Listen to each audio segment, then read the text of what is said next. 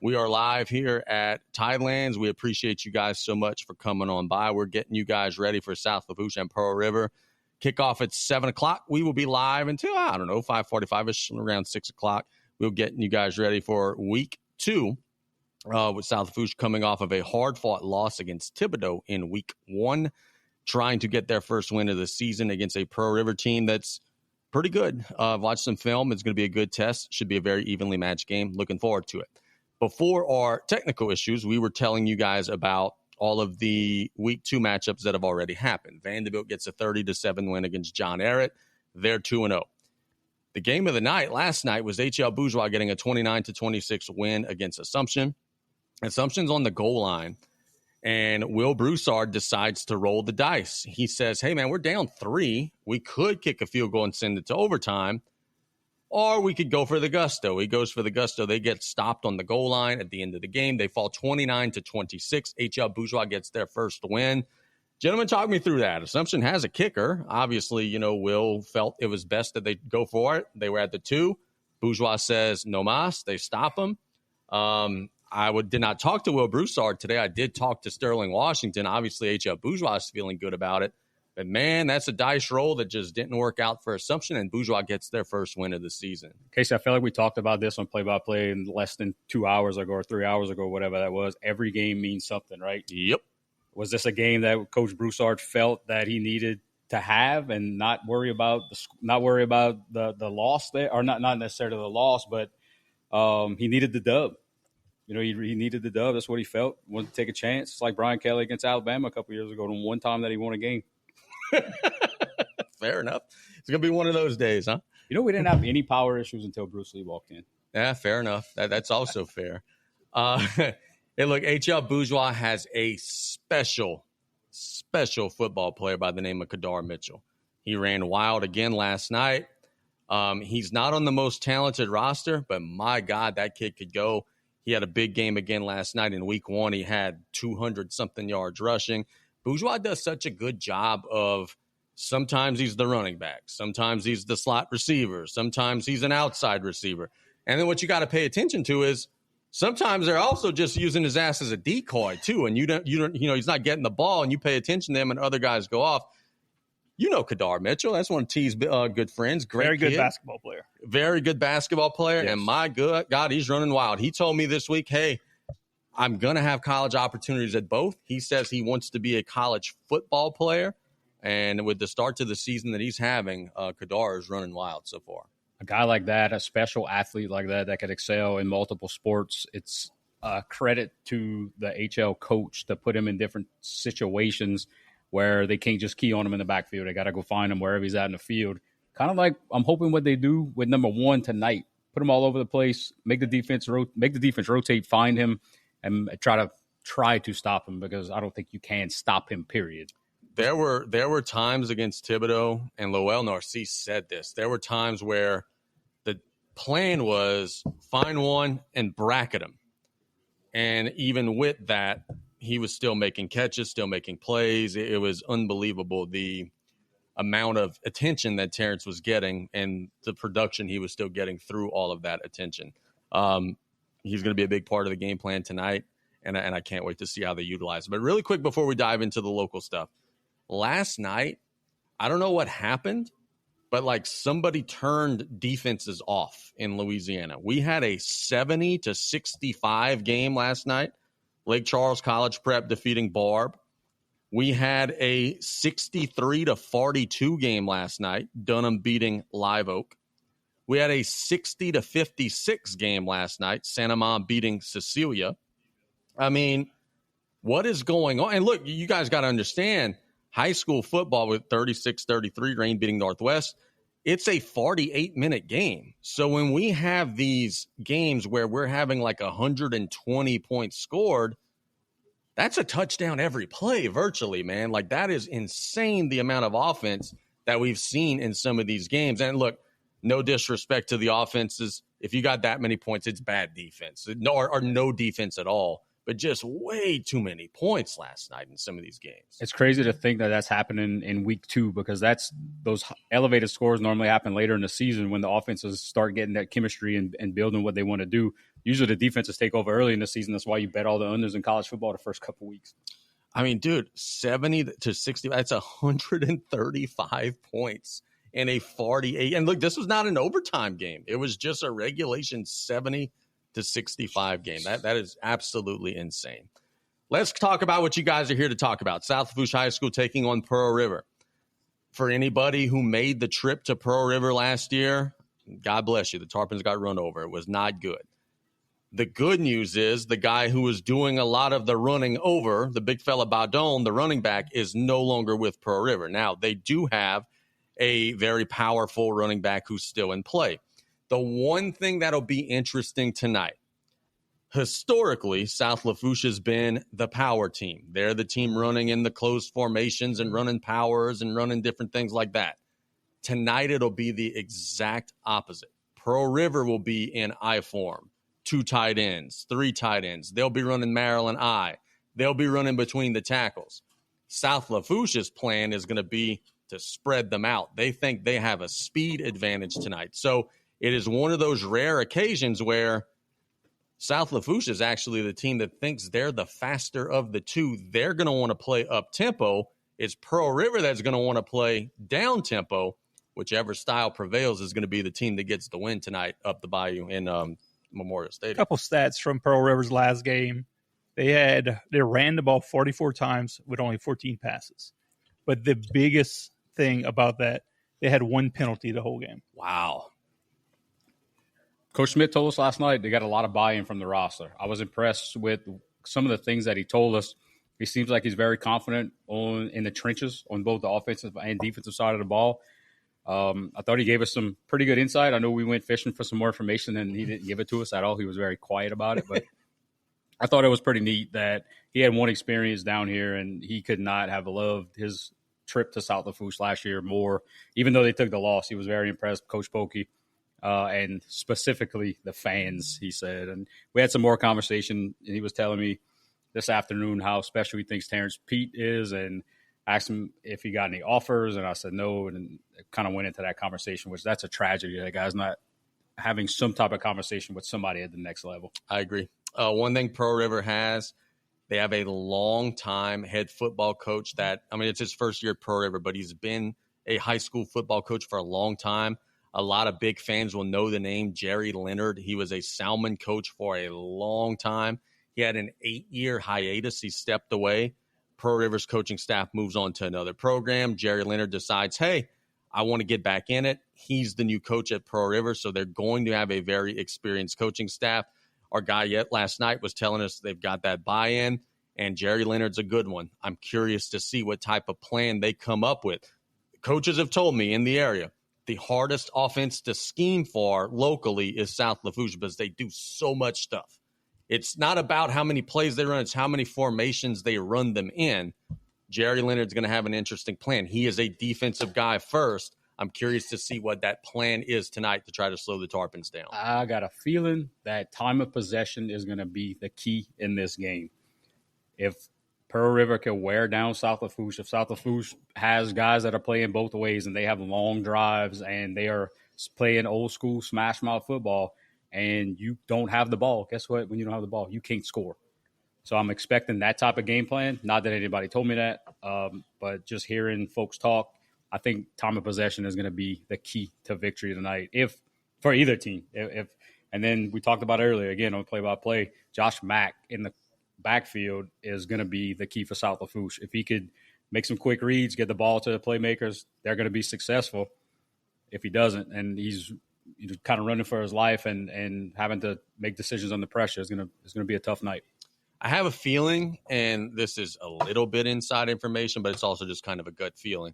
I have a feeling that Baby J is going to have a big game tonight for South Lafourche. Landon Jarvis was a little bit quiet in week 1. I got a feeling tonight they're going to try to find some ways to maybe use Terrence as a decoy a little bit. And while sending Terrence one way, sneaking Jarvis the other, getting him into space. I think Jarvis is a big key tonight. I think he's going to have a big night. And he's another one of those guys that, like we were talking about with Kadar, sometimes Jarvis is a running back. He's played tight end, which is crazy to think, but he's not a big dude. But he plays the slot. He plays outside. Like, he's one of those guys where you always got to know where he is. after a quiet week one. I know he's a little disappointed with the way he performed in week one. I think he's going to be a big point of emphasis in the game plan tonight. I think he's going to have a big night. I really do. I think they got to get Meathead going as well. He had a quiet game in week one, and they got to get him some touches. And he reminds me his running style of Edgerrin James. He's always falling forward. He's always going to get 2 or 3 yards no matter what, even if it's a clogged up hole that he's got to bust through. He's falling forward. He's going to get a positive gain. I know that could be maybe not the ideal goal for Coach Young. He wants to sling the ball around the field, but if you're playing a team like you have tonight that's going to control the pace and try to control the tempo, that's going to be another key that we're going to be looking out for. Nick, what you think, man? What do you think some of the points of emphasis for South Lafourche tonight against Pearl River? So Pearl River has a big defensive line from what I understand. So it's going to be hard to run up the middle with a Meathead. So I'm looking for, like you said, Jarvis, looking for Terrence to get some quick passes. Josh Mack needs to be in the pocket and making good decisions. Like Damien said, get the ball down the field. We have to capitalize on drives. We cannot come off the field with punts because that team could eat up the clock and our possessions are going to be limited. So we need to make the most of our offensive possessions, and we need to get them off the field. Third down, get them into third and long, get them off the field, and let's get the ball back and let's go score. The thing that Mike Woods, new South Lafourche defensive coordinator, does really well, and Thibodeau learned this last Friday, if it's third and long, it's going to be a situation where he's coming after you, and it's going to be an exotic blitz. You're not going to see it coming. You just got to get him in third and long. You got to win first and second down tonight, put him in those situations, and I think the Tarpon defense could have some success for sure. I actually just got a note from a listener who was saying that part of the reason why Assumption did not go for the field goal last night is because their long snapper broke his hand in the second quarter. Wow. Golly, that's got to suck. That's not something you have in a game plan, a backup long snapper. No, especially not with the game on the line. But we thank the listener for letting us know that was part of the reason why Assumption was not. Hey, so I know we kind of going all over, but we right before Bruce walked in and killed our power. We were talking about Morgan City. Morgan City 1-0, new coach, new outlook on the program. Haven't been successful in a long time. Facing a new school. Is that Slaughter Academy? Yeah, fairly new school. Yeah. What a name. Well, they slaughtered someone last night, 62-0. Slaughter Academy gets the win. Morgan City is still going to be behind the 8-ball a little bit. They did beat Berwick in week one. I saw some tape of that. Berwick is going to be behind the 8-ball. Morgan City's not going to get too many more dubs. Every win counts. Every win counts, no doubt about that. And look, elephant in the room, jumping back to South Lafourche real quick. We were talking about staying ahead of the chains, time of possession, all that good stuff. Let's just get it out in the open, y'all. Let's just say it for what it is. We got to stop having so many freaking penalties, man. It felt like every second or third snap last week, it was an illegal shift or a false start or illegal man downfield or whatever it may be. Nick mentioned offside. That's a good point. No, look, Nick mentioned Pearl River. They're not going to do that stuff. They're not going to shoot themselves in the foot tonight. That's just not the way they play. They got an old school, 30-plus year veteran coach. They're not going to make those mistakes.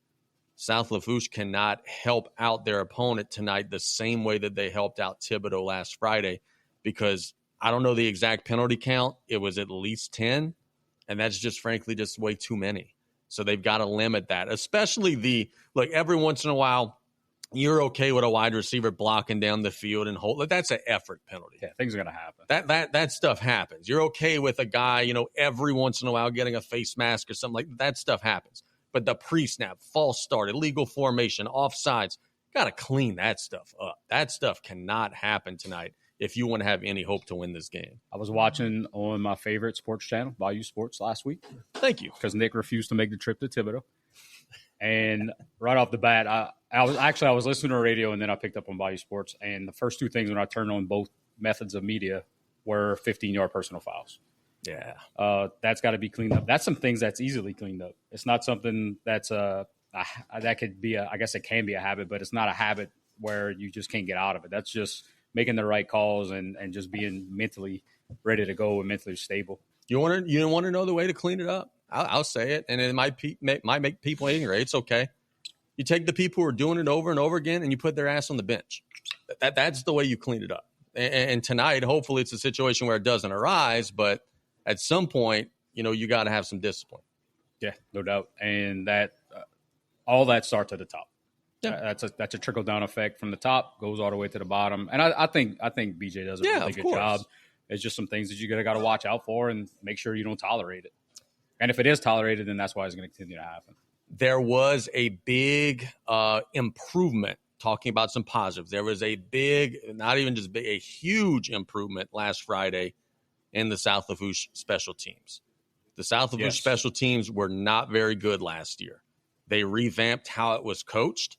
And look, BJ, coaching staff, Coach Sandamo, Coach Chandler, I know they're the ones that are working it. Kudos. The special teams was lights out last week. You were making your extra points with regularity. Tyrese Edwards, the punter, was flipping the field, 40, 45, even a 50-yard punt. Your coverage teams were good. Your kickoff teams were good. Dre Hughes back there in the return game was good. That's going to be a big factor tonight. Dre was saying on Monday night at Spars, he said, hey, looking at the film, I think we got a speed advantage. Dre's confident that if they kick him one today, he might be able to make a house call. Special teams and starting field position are going to be very important tonight. Dre reminds me of like a Chiron Carey type of LSU back where no matter where he touches the ball, he can go for 6. He's got that much speed. And if he's having that much confidence catching punts and catching kickoffs, you could almost expect one to happen tonight, especially if he's talking like that. I had no clue, and I would have lost a ton of money if you would have told me my boy Tyrese was the punter. Yeah. I'd have never thought that in my life. He did a fantastic job. He's got an odd way of kicking, but it definitely works. Take a guess and a gander, and you might have been listening last week, but take a gander at who the long snapper is on the punt team. I have no idea. Terrence. Yeah, Terrence. That's not surprising. my man has to take off the receiving gloves, dry off the hands, and then deliver a strike to the punter on 4th down. Is there something that kid cannot do? His mom has a shirt with a Swiss Army knife on it, and each blade has a different position on it. She got it at ETB Clothing. Hey! No big deal. Hey, Bruce is in the house. Bruce has been around Terrence a long time. Terrence comes tee off. What do you think he shoots without ever playing golf before? Golf? Yeah. 120. There's some things Terrence is not good at. Trust me. Give him 90 days, though. Let's, Golf is the most athletic thing I've ever tried to do. Yeah. he's smart, though, bro. He could very figure, smart. He could figure it out. I mean, I love the kid. He's very book smart. All I'm right. just going to put it that way. Fair enough. 20 bucks, and that's generous. Oh, we got the sponsor in the The house. sponsor in the house, man. We got our folks at Neil Small Engine in the house. Love to hear it. Look at Fast and Scotty. He's not athletic at all. And he's pretty good at golf. So it doesn't relate. Bruce is firing grenades at people today here. We're at Tidelands. Back to right Terrence. now. One thing he's very good at is wiffle ball. Yeah? We have a lot of wiffle ball going on in our front yard, and Terrence and Baby J, very, very good at wiffle ball. Dude, it's crazy because if I'm a defensive coordinator, I'm trying to figure out, okay, how do I slow one down? If you play zone, he's finding the hole in the zone, period. Like that he is. If you play man, that's what they want you to do. They got all sorts of rub routes and different, like BJ wants you to play man. So it's a tough matchup. And if you do kind of lock him down and, maybe dub or bracket or whatever, then, okay, you got to deal with Jarvis and Dre and Meathead out of the backfield and Haven Green. And it's a tough offense to slow down. And you got to give credit to Thibodeau. Last Friday, they did slow him down. But that's going to be a big task for Pro River tonight. Terrence's mom's in the chat right now, and she just brought up something that we went to Top Golf recently. And golf is not Terrence's strong point. No, I could either. Confirm apparently. that. No, but Well, we found something. I still contend. You give him 6 months, he'll be I was just about to say, I still contend. You give him 90 days, you give him 6 months. He's going to figure out how to hit that thing 200 yards and straight. Yeah. Absolutely. No doubt about that. Now, just rolling out of bed and doing it, that's a different animal. Kyle's feeling no love. We got Kyle Williams, Lafourche Parish Concert and Events, one of our sponsors as well. Of course. Can't just shout out Neil Small Engines, although we do love Neil Small Engines. We love them all, man. And look, last night we had an awesome Not Mott's mailbag. Last night was good. If look, we'll take an opportunity. We got some new folks. Anywhere on social media you want to follow us, group chat, podcast, DTB, TikTok, YouTube, Facebook. give us a follow. Any podcast sites, give us a follow, give us a like. Had some really good conversation last night, and sometimes it gets out of hand, but I could guarantee you it's entertaining. Let me tell you guys about this. This is a big boxing weekend. We talked about Canelo and Crawford on play-by-play, but sticking with the heavyweight theme, listen to some of these matchups tonight around the state of Louisiana.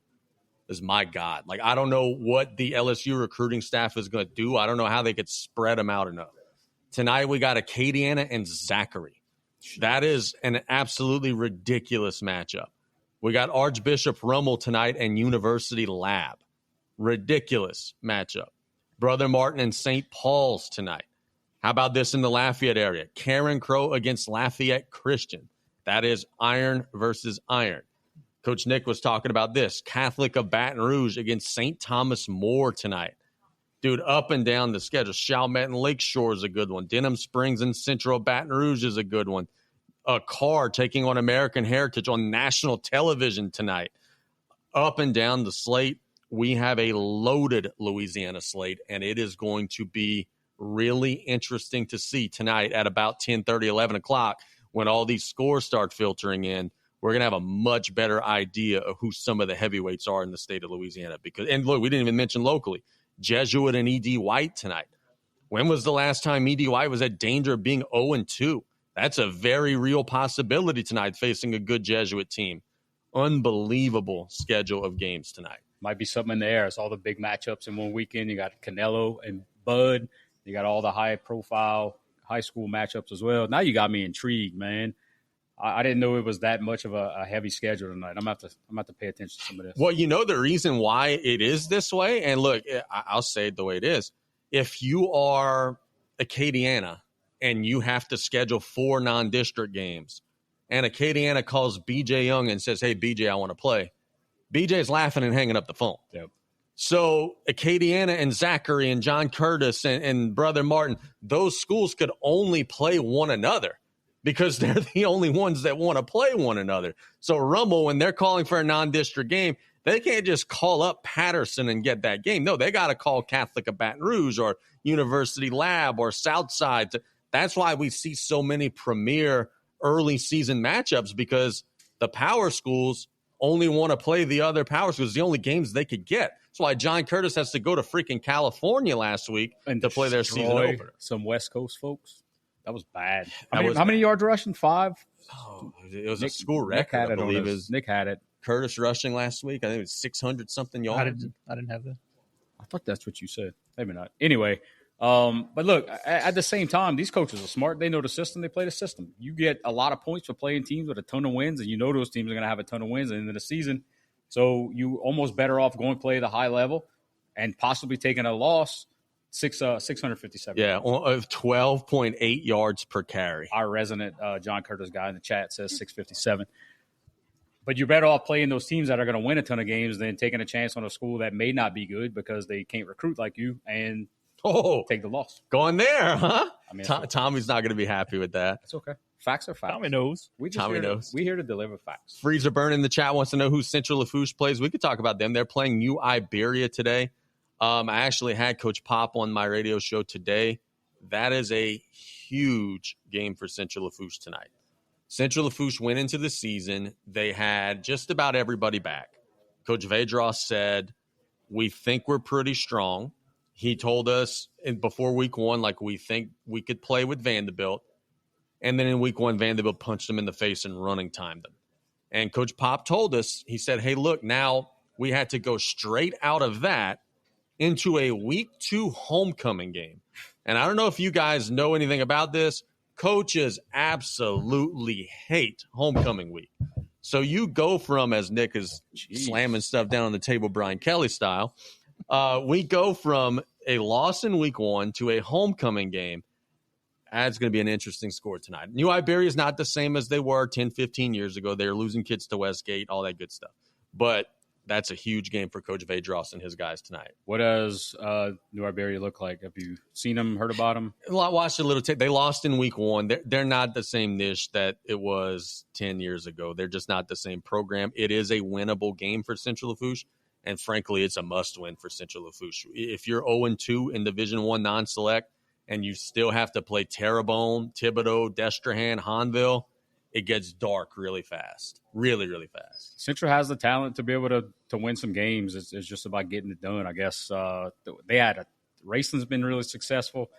With the stud athletes coming up from the middle school, it's probably time for them to get it together. That talent pool was probably the best it's been in the past few years of that school. The one thing that Central has is a really stinking good quarterback. Jeremy Cleveland is a really, really good quarterback.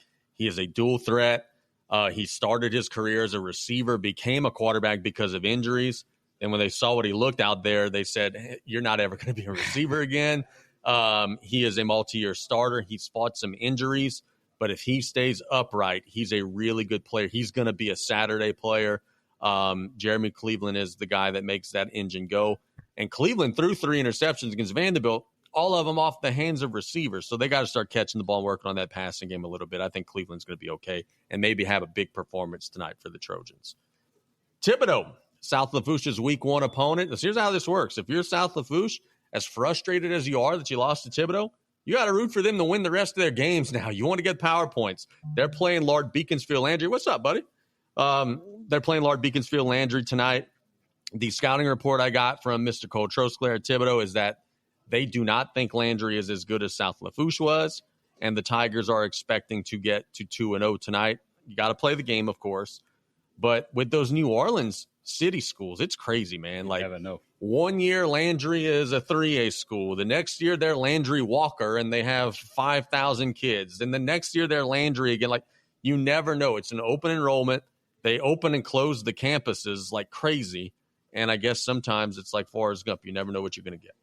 Yeah, those New Orleans schools, I remember when I was coaching at South Lafourche, and we would schedule one of those schools.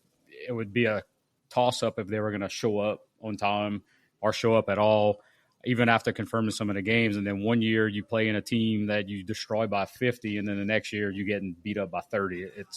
It's a toss-up, and it's those shaky boundaries and the combination of schools that do that. But that's our education system. Let's play hypothetical here, guys. Well, let's get ourselves into some trouble. Let's play hypothetical. If Lafourche were an open enrollment parish, how different would things look? Would we be able to get kids from like Thibodaux and Raceland to come play here? Bruce is shaking his head no. You talking, is NIL involved? I open enrollment, whatever it is, it is. If we were an open enrollment parish and a kid from Thibodaux Middle School could enroll at South Lafourche without penalty, that would happen? I think so. Would we lose kids to Central and Thibodaux? No. Not Central. No? If we talk an NIL portion of life, we got some good folks down here that invest in the community and that would invest in that process as well. And that's a great point that Bruce brought up too. It's not like Terrebonne, where like Terrebonne, Ellender, H.L. Bourgeois, it's all within a 5-10 mile radius. Thibodaux to down the by is a long way to go. Coach Polk in the chat, go Tarpons, Coach. Appreciate you listening. Nick, you getting trolled by your brother? Buy Homer and shut him down. I looked at that as support. He likes the idea. We were talking about that. Speaking of Homer, guys, probably the best team in our area this year are the Terrebonne Tigers. They are ridiculously good. We saw them in the Jamboree. The thing about Terrebonne is they have the Homa athletes, which they always have, but every one of the offensive linemen is being recruited or as a signee or as a commitment. 2 or 3 of the defensive linemen are signees. They're being, recruited, whatever it may be. It is rare when we have the Homa team that has the trench play. But Tyler Lue has got the trenches right now. They're playing Ellender tonight. God bless you, Ellender. I don't think that's going to go so good for you. Terrebonne is really, really good. And they're really well coached. Yep. They got really good coaches at every position.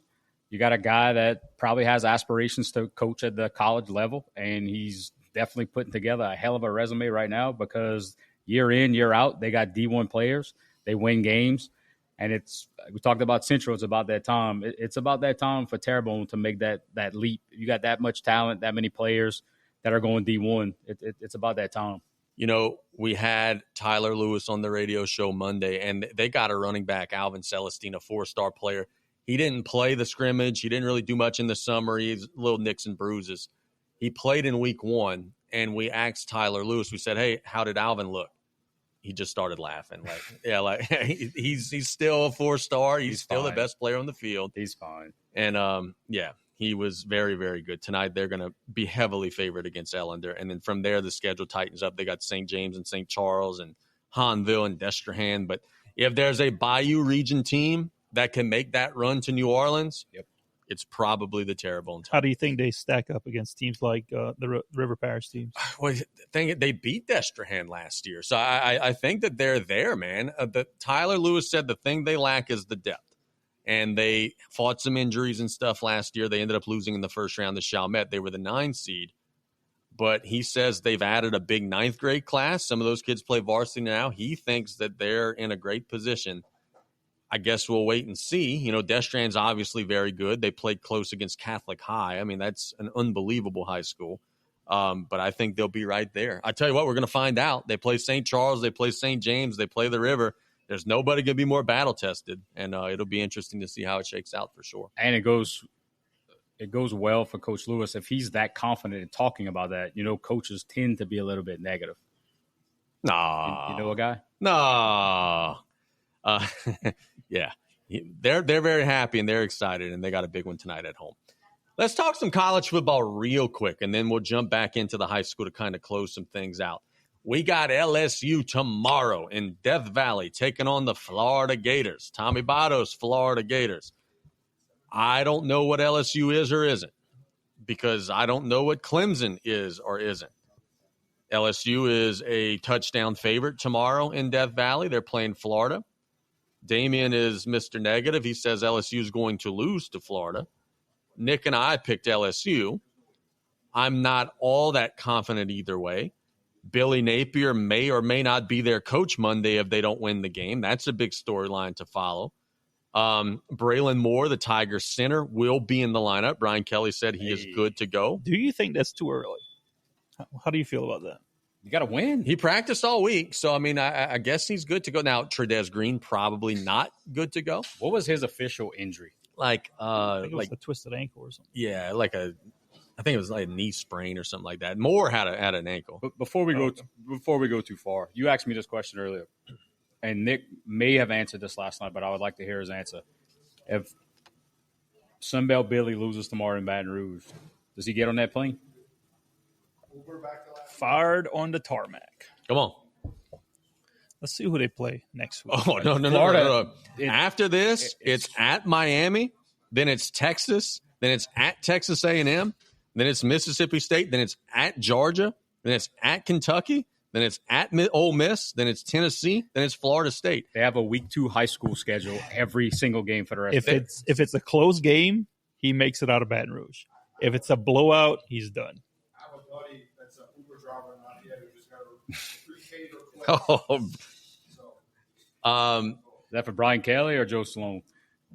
There's a world where Florida literally is like 3-9 if the schedule doesn't shake out. And the thing is, I don't even think they're that bad of a team. It's just, dude, look at that. You face number 3 this week. You face number 5 next week. You face number 7 the week after that. You face number 16 the week after that. You face an undefeated Mississippi State who just beat number 13 Arizona State. Then you play Georgia. Then you play Kentucky, who hung with Ole Miss. Then you play Ole Miss. Then Tennessee. Then Florida State. Where is there like a Nichols caliber game in that? There isn't one.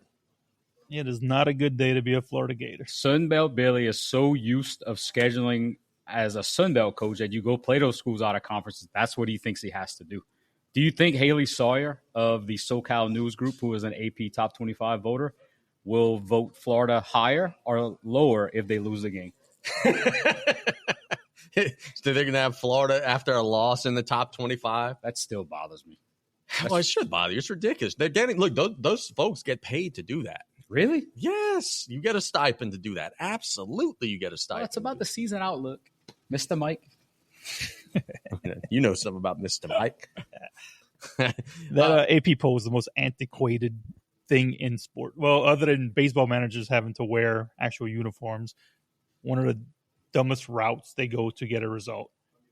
That I said it last night on the podcast. Why don't they let the voting go to people who actually pay attention, that you know are paying attention? I like coaches voting. Still not a great system. Coaches can't watch all the games right. either. No. So nobody's watching all the games. The people that are voting, nobody's watching all the games. I could tell you this, and I know this is a fact, and maybe this was a Les Miles thing, but when Les Miles was at LSU, his coach's vote was handing it off to a grad assistant saying, hey, fill this shit out. A dude that probably watches every game. Yeah. Like he did the right thing for the first time he ever did the right thing. Tonight, we got a big college football matchup that'll be of interest. Now, we don't want you guys to be watching that because we want you guys to be coming to Memorial Stadium with us. Or watching on you can watch it on home Sports, tonight, but man. we home, watch man. the replay. Yeah, let's say I want my numbers to be low tonight. Come on out to the game, support Big Blue, watch the replay. If you got like the ESPN app on the phone tonight, Coach Prime in action facing Willie Fritz and the Houston Cougars. That'll be interesting tonight. Is Coach Prime going to get a dub, or is Willie going to put it on him? That is a W for the Houston Cougars. What's the spread on that? 3.5 Houston Cougars. They got Connor Wegman, who's the old quarterback for Texas A&M on their roster. Looks like my Trouble just walked in. Teacher of the year. That's a 120 for sure. That's a 120 score. Can I give a teacher of the year shout out? A 120 just walked in for the Teacher of the Year. It's mom of the year. Not even going to the teacher of the year ceremony because her kid got a volleyball game. Yeah, that is solid. Is Coach Prime no? Coach, the best thing about Coach Prime right now is his sunglasses. I can't even hate. They have some quarterback issues in Colorado. They're playing their third string tonight. Their first string was really good. I thought he was solid. I thought he did a tremendous That's job. the guy from Liberty, Caden Salter? Yes, it was. They're playing the third string, the dude who's been their backup for the last 2-3 years. How do you stay? 2-3. Yeah, Julian Lewis is their second string. He was like a 5-star recruit. That smells like Portal to me at the end of the season if he doesn't start getting some time. There are a couple guys in the crowd, big fans of Cougar, so we're going to go Houston. Okay. Tonight we got Arizona and Kansas State. No, not a big deal. That Kansas State team's taking it on the shins this season. They were ranked, I think, in the teens to start the year, and they lost to one of the they lost to Iowa State. Oh, yeah, but same last week they lost to freaking Army 24-21. Lost to Iowa State. Had the dad and the son and the brother fighting in the streets. It's been a rough year. What happened when you got to go overseas to start the season? Nick, like a month to get back ready. Are you worried about a trap for your beloved Iowa State Cyclones tomorrow taking on Arkansas State? I think we're 17.5-point favorites against the Red Wolves of Arkansas State. Have you been to Iowa? State guy over here. Have you been to Iowa? Passed near it. Like I was in Nebraska at one point. We're in the airport of Iowa. Does that count? I was in Minnesota. That's kind of close to it one time. If you have a layover, it counts. Probably flew over it at one point. Name me 3 guys on that roster. Come on, Casey. 3 guys on that roster. I know you know the quarterback, but I need better than that. Marcus Pfizer. Marcus Carson is the running back. Carson. Yeah, it is. That's the first name. That's good enough. That's good enough. That's 2. I know you know Rocco. And there's a guy named Bacon, a linebacker. Casey, I know my Iowa State Cyclones. Does they have a dude named Bacon? It's kind of hard to forget that one. Like, come on, man. All right, so who are they playing after Arkansas State, Mr. Cyclone? That's it. Yeah. We take it one game at a time, Casey. Yeah. 1-0 every week. Here we go. We don't look forward, like we don't look to the future. We concentrating on this Arkansas State. We're gonna be moving on to the next team now. Who's our coach? Matt Campbell. Matt Campbell is a guy Matt Campbell's a dog. that some people were saying the Saints should have maybe talked to. I don't know if he would have talked to them, but Rocco Beck at quarterback. Anthony Beck's son. I'm still looking for a guy named Bacon on this defense, by the way. 25, 23 or 25 or 27. Something in the 20s. Caleb Bacon. There you go. You got it. Stud. You win. Speaking of bacon, shout out Nick's wife Claire last night for making us some boudin bread. Dude, I had that at about midnight. That was ridiculous. Awesome. What goes into I got to tell y'all there was some jalapeno jam in there. It's been in the works for a month, huh? It's a little spicy. That was good. Turtle was going to pass out. It was very good. How long that takes to prepare? Like, it feels like there's a lot that Apparently goes a into that. month. Because Yeah, she's it's been been- saying for a month she's going to make that. It was a recipe from that Hemels Cajun something. I know Damien's a fan of on TikTok. No, not me. I don't know what that is. All right, let's talk about this. Let's get back on track. Yeah. Top 25 matchups tomorrow. College football. We got a couple of games where it's top 25 versus top 25. Georgia and Tennessee. Let's break it down. Is Georgia a national contender this year? They're on the road facing Tennessee in Neyland Stadium. They're a 3.5-point favorite. Is Kirby Smart going to get the dub, or is Tennessee going to get the upset win against the Dogs? Give me Georgia. Yeah, it's Too one of our strong. pick'em games, right? Yep, too Yeah. strong. Got Georgia. Are they a national title contender? Yeah, not really. No, you But don't think so? I don't think so. Is I don't think LSU Gunnar more of a Stockton- national title contender than them? Absolutely. I don't think Gunnar Stockton is what they need at Give him- quarterback. Give him a little bit of time, bro. You're going to be all right. I think this might be upset alert tomorrow, but we'll see. We'll see. South Florida trying to shock the world again, man. They beat up on Boise. Then last week they get the upset win again over Florida. Now they're traveling to take on Miami.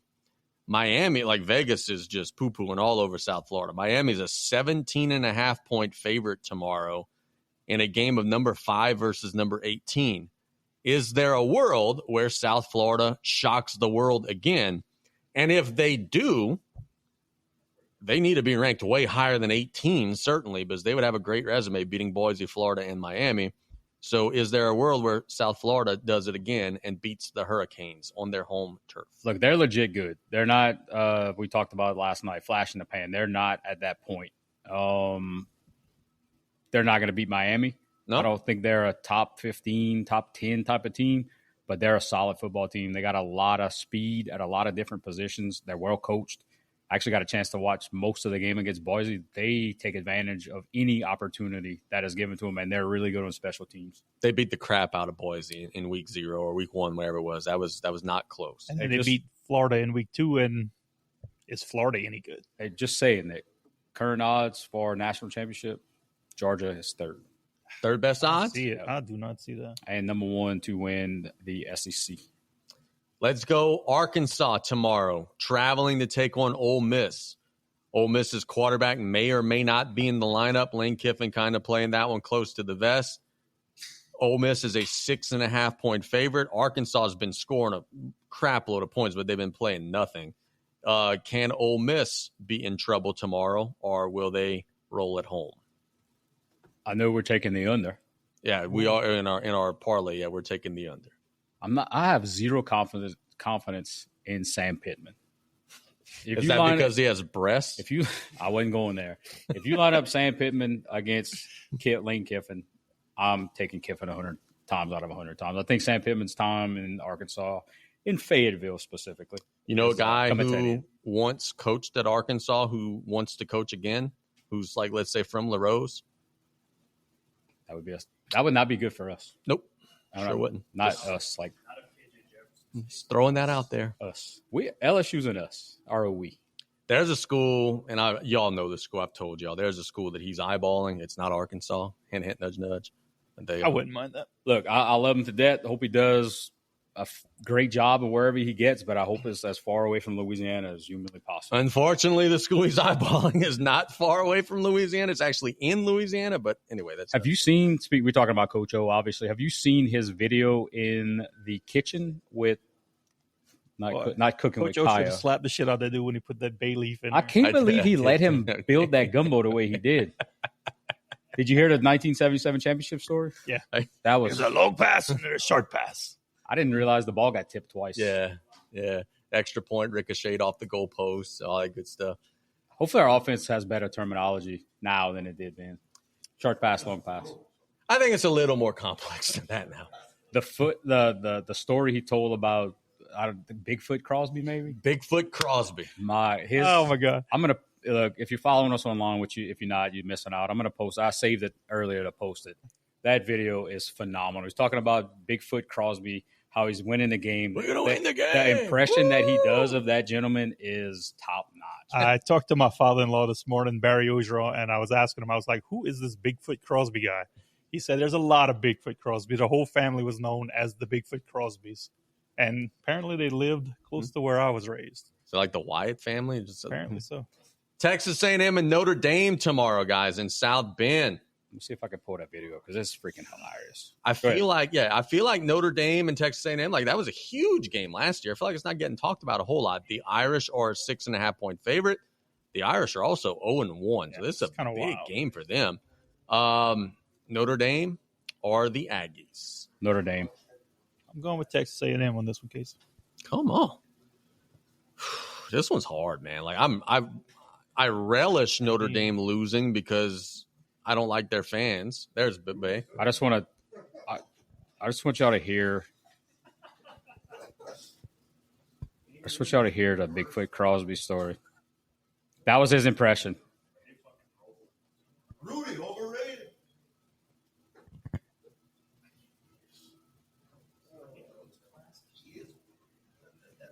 This is tremendous. If you have not seen this,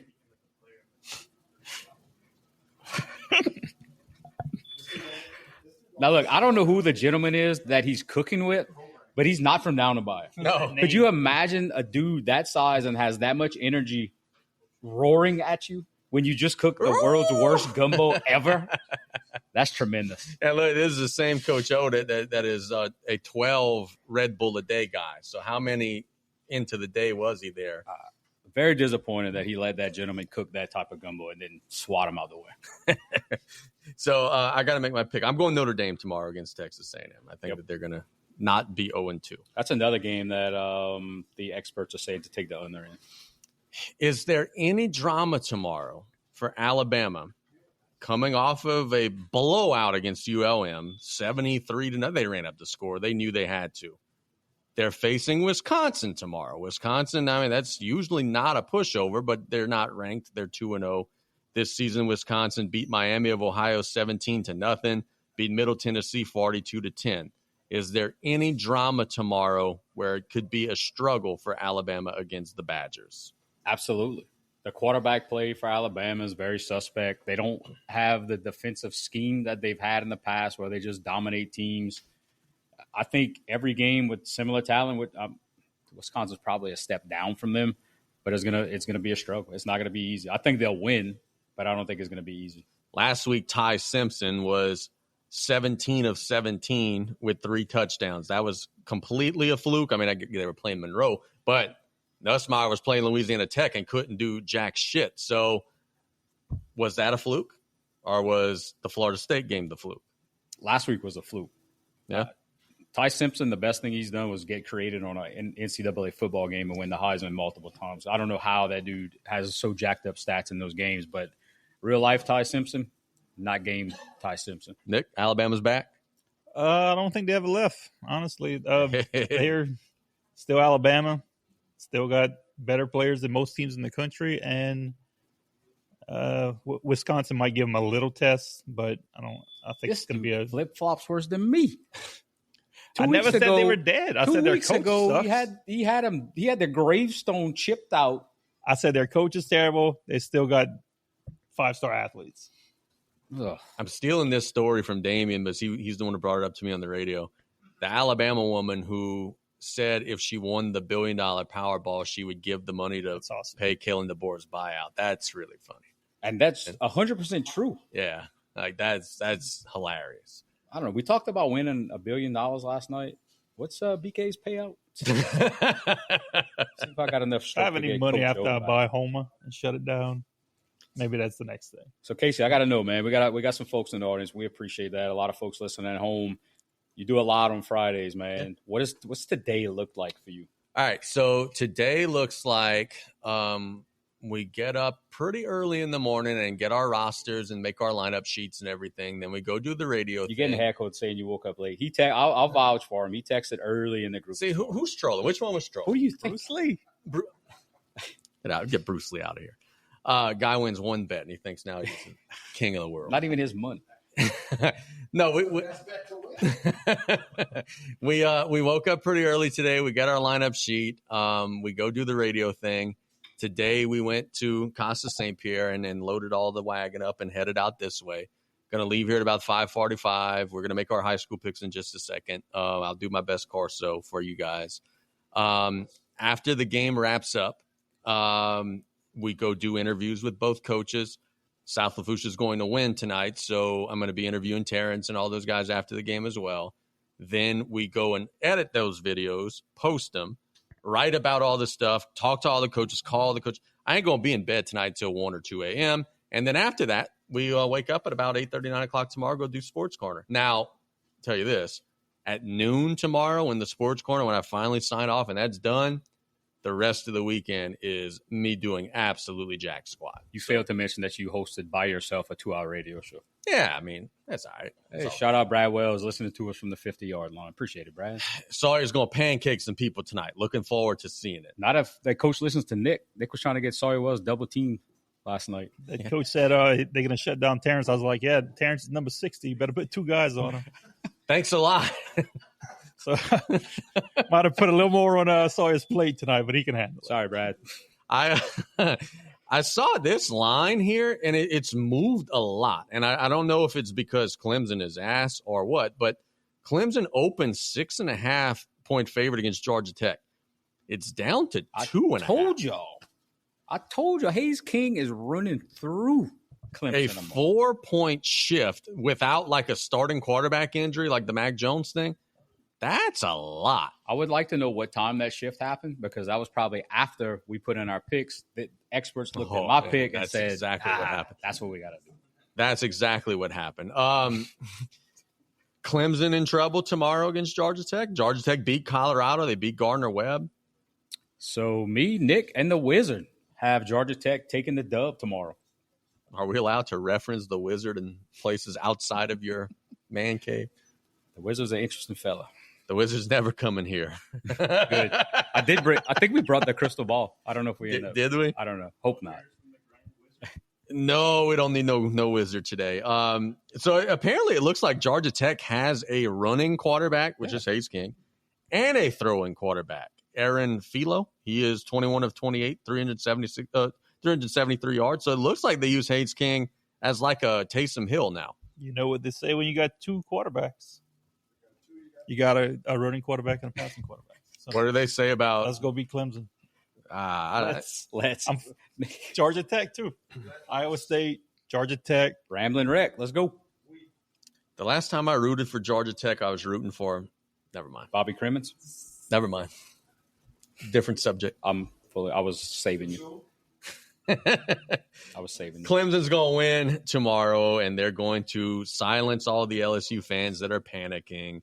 And Dabo's going to start doing the Dabo stuff and talking about how great he is and how much they're improved. They're going to beat Georgia Tech tomorrow. Clemson recruits 4- and 5-star guys. Georgia Tech recruits freaking 4.0 students. Clemson is going to beat Georgia Tech. Clemson doesn't do the transfer portal. Georgia Tech does. Yeah, that's a fair point. So that's a fair point. You got all these kids that graduated already. Don't need to go to class anymore. Let's just go play football for Georgia Tech. We'll find out tomorrow at 11. That'll be on ESPN. LSU in Florida tomorrow. Before we pick our high school games, LSU in Florida tomorrow, 6:30 in Death Valley. The Tigers are taking on a Florida team that is going to be absolutely desperate for a win. A, because they know the schedule that's coming. B, they're trying to save their coach's ass. It really feels like every time Napier gets up to the edge of that cliff, he finds a way to pull himself out of it. Totally redeems himself. He's 20-20 in his 40 games at Florida. The Tigers didn't look good last week. Brian Kelly has said different things. Hey, we're not ever going to do that again, blah, blah, blah, whatever. Will LSU win tomorrow in Death Valley and push Napier over the edge? You going to sing what I sang last night? I can't get out of here. There's wires all over. Like, I would trample this whole setup. Go for it, dude. It's a great day to be a Florida Gator. I'm wearing jorts tomorrow to the game. What a cuck, man. 23-10 LSU. 23. Billy Napier lasts one more week, loses to Miami next week, and he's done. How many first downs did LSU get last week in a general game of football? How many first downs do you get in a college game? Yeah, I use about 20. Last week, I think LSU got like 24, 25. Speaking of, are we still doing that donation for every? Yeah. What is it, first down or touchdown? First down. South Lafourche first down. So like we owe whatever charity like $8 after last week. That wasn't the best week. 27 first downs for LSU last week. 27 first downs. So let's just say we get 25 this week. Over under 21 runs on first down. See, this is the old LSU fan in me. We weren't showing our shit, bro. We're going to do some play action this week. We're going to get some receivers involved. And I'll give you a name, even though I wrote bad about him and said I was done with him last week. Chris Hilton. You hate Chris Hilton. I do. I absolutely do. And I literally last week said, I'm done. I'm never going to say anything good again. Bruce, he got me hook, line, and sinker. Hilton's going to catch a bomb, take the top off of the defense, give me LSU 27-17 over the Gators tomorrow. It's a lot of points. It was a lot of points. A lot of points. 1.5 shoes getting thrown. Oh, that's under. We ain't seen those shoes getting thrown again. Hey, look, I'm going tomorrow. I'm cheering my butt off for the Tigers like I always do. You hope you're wrong. I get it. Yeah, I do. You hope you're wrong. But look, I want to see some Barry and Brown. I want to see some Nick Anderson. I want to see some Aaron Anderson. I want to see some freaking speed. I want to see my boys getting in space. I don't want running up the freaking middle every first down, every second down, and then just pray on third down. I'm tired of seeing that shit, and it's too much. I want to see us actually score touchdowns when we're in the red zone. No field goals. Punch I didn't the ball change my in, allegiance. and let's get touchdowns and let's win the game. Play Harlem Berry. Play Harlem Berry. Brian Kelly has this weird thing where he doesn't play freshmen. Whit Weeks should have played as a freshman. Everybody was yelling and screaming. Play Harlem Berry. He was the number one running back in the country. He could help you. He could help you in the passing game. He could catch passes. Quit coming up with excuses not to play him and let your guy go. I love Caden Durham. I'm a Caden Durham fan. I just don't think they put him in the right situation. He's not Trent Richardson. He's not Natron Means. Like he's not a dude that's gonna go between the tackles and get 7 yards of play. Get the dude on the edge. Let him use his speed. He's low to the ground. Put him in space and let him go. And y'all know another thing that annoys me with the LSU offense is that, okay, zone read, right? That is based on, hey, either the quarterback could run or the running back could run. If the quarterback is never going to run, it's a pretty easy play to defend. I am under the impression that Nussmeier still hurt. I think that's why he's been inaccurate. I think he got banged up. I think he was hurt in the preseason, was healthy for Clemson, and he got banged up in the Clemson game. Probably should have sat his ass last week and got him ready for the SEC schedule. He was inaccurate last week. He couldn't move, and he's hurt. Well, but that very well may be the case. But why the hell call all the zone reads if the quarterback running is not part of the read? Could be right. Because, like, if I'm a defensive end, I'm pinching every time. There's no reason not to. Until he breaks one, and he did it once against Clemson, one time. But until he does it 2 or 3 times, I'm pinching every single time. And what he's going to get, 7, 8 yards? He's not going to scamper for 30, 40 yards. I'll take that. Yeah, that's the biggest thing that drives me crazy. If you are doing a play that is either he reads it and runs or he gives it and runs, if he's never going to run, I mean, it just doesn't make sense to call those plays. Rusty Moore in the chat shouting out Nick. Sound good, Nick. Let's get our high school picks because I got to go to the stadium. Y'all can stay on however long y'all want. We're Nick's live here. Cleanup duty. Tidelands. Let's go Central Lafourche and Nish. New Iberia coming to Matthews tonight. Will Cleveland and those guys get a dub, or will the Trojans fall? Freezer Burn's going to be paying close attention to this. Yeah, strictly because I don't want Freezer Burn knocking my door down. I'm going Trojans. Yeah, I'm putting me in a tough spot. You sold me on this quarterback. He's good. He's legit. Cleveland's legit. So I guess let's go. I mean, not let's go. Central Lafourche gets the win. You make it so hard for us to get sponsors outside of the 10th ward because you hate everything else but the 10th ward. Central Lafourche. Give me that one. Let's go. Edna Carr against American Heritage of Florida. Okay, that sounds like an insurance company. I'm going with Endicor.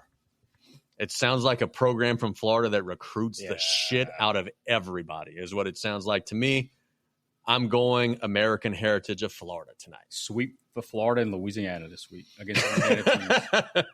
This dude's such. I'm waiting for Jairo to get up and come punch me. Wait till tomorrow. It's going to be worse. Thibodeau. Oh, yeah, all day. Thibodeau and Landry. We ain't picking Terrebonne and Ellender. I know how that's going to go. Thibodeau and Landry tonight. Is it just Landry? It's just Landry. Walker has been left home. Walker got sent to the Casey Just Claire DVD. Yeah, 100%. Man. Give me Thibodeau. Give me Thibodeau. I watch film. Walker's not. Landry's not as good. I'm glad you showed your hand. Give me Thibodeau. Yeah, Landry. I wanted to support the Tigers. It's funny you didn't make a wise ass. Oh, it's the only Tigers that are going to win this weekend. Give me Thibodeau. Nah, they got about 1,500 schools that are Tigers this week. E.D. White and Jesuit. Jesuit is 1-0. They beat Jesuit of Texas last week, a 6A school. Is E.D. White going to really be 0-2 potentially?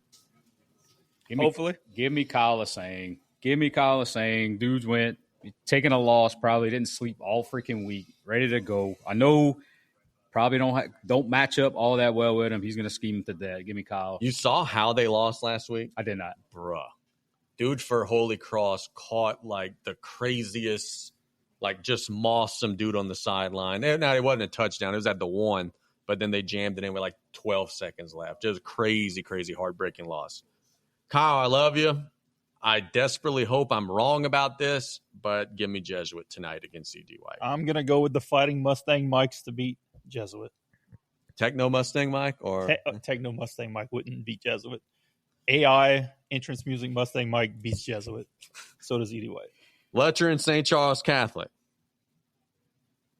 Letcher's 0-1. Yeah. Could Letcher be? Could we have a world tonight where we go to sleep and E.D. White and Letcher are both 0-2? I love picking against the Bulldogs, but I ain't doing it. Give me Letcher.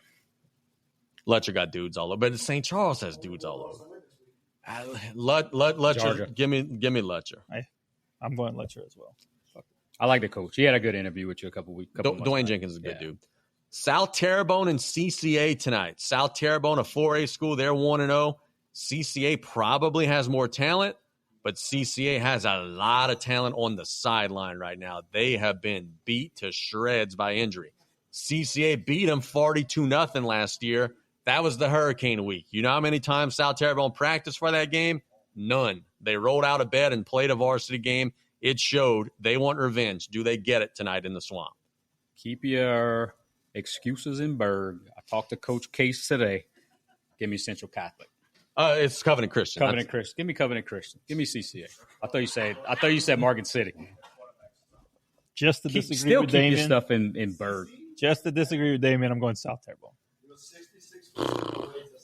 This is hard, man. Not that far apart. Covenant Christian got dudes, but so many of them dudes are hurt. Yeah, but they well coached too. Yeah, Jesse's a great coach. Give me CCA. They beat him 42-0 last year. That's a lot to overcome.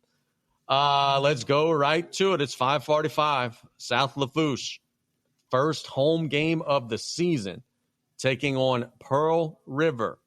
Pearl River's got some big physical running backs, big strong offensive line. South Lafourche thinks they have a speed advantage. Pearl River is 1-0.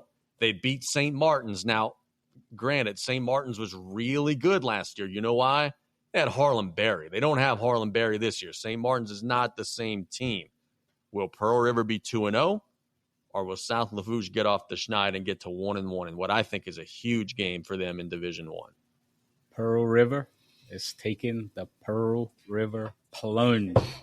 Stole it from you? Yeah. Right out from under you? WCW Ahmed Johnson, South Lafourche by 10. No. South Lafourche by 14. 14? Yeah, not 10. We ain't kicking a field goal. South Lafourche is going to beat Pearl River like Farouk beat the hell out of Ahmed Johnson. What's funny about this? We have made nothing about Ahmed Johnson jokes all week. He's from Pearl River, Mississippi. It's the same thing. It doesn't matter. It's the same. It's the CCA, same river. Central Catholic. It's all the same. South Lafourche, 34. Pearl River, 16. All right, breakout performer. Who's going to get some touchdowns tonight? Give me Meathead tonight. Meathead? Yep. Let's go Terrence. Baby J. He said breakout performance. It's not going to be dude broke out already this year. Yeah, give me a bold prediction. Tom Brady's going to be good. Yeah. Let's go Braxton Pitre. All right. Dominates on defense. Hey, look, that's Doesn't punch anybody. Dominates on defense. My boy Brax. That's not a bad one. That's not a bad one. That punching thing was Best allegedly. thing, allegedly punched. It was obviously a 15-yard penalty on Thibodeau. Yeah. Oh, yeah. Brax did nothing. Yeah. Who scores first? Talks to Brax. I talked to Brax on the way coming here. He promised me no swinging. He's going after that ass. I think there's Brax is here a good bit. I think there is a 100% chance South Lafourche gets the ball first, but I think Pearl River would defer and South Lafourche will take the ball. So I think we're getting the ball first, going in their ass, scoring, setting the tone for the night. Give me Tarpons 34, Pearl River 16. That's the same score you said. Give me Baby J. Breakout performance. Casey Gisler is going on record. Tutty, first drive. Yes. I'm with you. Let's go. He's also copying off of me, and he's the guy who watches all these games. Technically, I should be, I'm calling the game. I've got to be an unbiased observer. Hey, you get called out every week because you biased. You know what I got to say to them people that Pay me. Pay me. say to them people that call me out every week? What you say, Casey? We love you. I can't say it here, but If you want me to be positive about your situation, pay me. correct. Guaranteed to be positive. GOAT of South Lafourche football, Rusty Bourne in the chat saying Terrence Pitre 3 touchdowns minimum. 3 tutties for Big T. Y'all know that Terrence is like 1 or 2 receiver records away from having every single record in the history of the school. I think it's total receptions for a season. He's already got the career reception. I think it's total receptions for a season and one other. And then it would be a clean sweep for all the season records and career records. And he's not that far off from interceptions, too, from what I understand. Do you know the stats Rusty Bourne would have put up if they were playing on the same field that they have today? His senior season, it rained every single game. Or if his coaching staff would have played him on offense not until his senior year. Well, that's a good note for me. That's a Joe Sloan OC. Yeah. But if he was playing offense, would he have played his junior year? Yes. Thank you. The defense rest. Maybe not. Yeah. That's all for us. I don't know if they're staying on, but I got to go. I got to go get set up. Oh, we Thank can't you do guys it for for talent, coming out. man. You the talent. You the lead dog. Something like that. Appreciate everybody. Thank you guys. We'll grow this thing. We got 3 straight home games. So next week we beating Central Lafourche's ass. That's Take that, Central Freezer Bird. Lafourche. So we got a big one next week. South Lafourche, Central Lafourche. Let's roll. We got to get fired up before the Trojans are coming to town. I'm Casey Gisler. This is Nick Hebert. This is Damian St. Pierre. Good night, guys. Y'all take care. Appreciate the crowd, man. Awesome.